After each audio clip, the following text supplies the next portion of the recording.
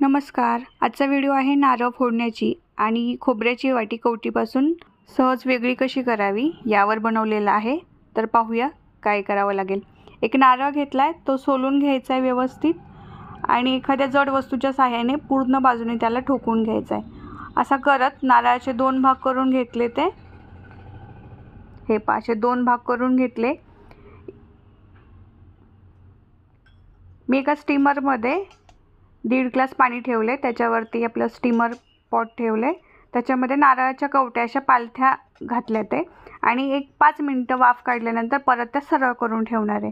हे 15 मिनिटं झालेत. 15 मिनिटं अशाच वाफेवर त्या होऊ दिल्यात. 15 मिनिटांनी काढून घ्यायच्यात. थोड्याशा थंड झाल्या की आपल्याला खोबरं याच्यापासून विलग करायचं आहे. एक 3-4 मिनिटांनंतर असं परत जड वस्तूच्या साहाय्याने त्याला असं मागणं ठोकायचं आहे, जेणेकरून आपल्याला स्पॅच्युला किंवा एखाद्या धारदार वस्तूच्या मदतीने वाटी पटकन काढता येईल. हे पहा, कडा हळूहळू सोडून घेतल्यात आणि सहज वाटी सेपरेट होते नारळापासून. सुती कापडाच्या साहाय्याने वाट्या व्यवस्थित साफ करून घ्यायच्या. ते साफ केल्यानंतर आपल्याला त्या किसता येतील. जर तुमच्याकडे स्टीमर नसेल तर तुम्ही एखाद्या कढईमध्ये किंवा पातेल्यामध्ये पाणी गरम करून वड्या उकडायच्या चाळणीमध्ये वाट्या ठेवून त्या 15 मिनिटासाठी मध्यम गॅसवर त्याला वाफवून घेतलं तरी चालेल.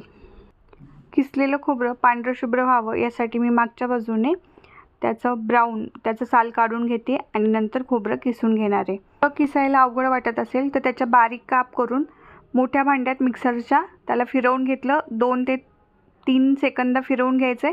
बारीक खोबरं किसून तयार होईल. तुम्हाला ही ट्रिक कशी वाटली ते नक्की कमेंट करून सांगा.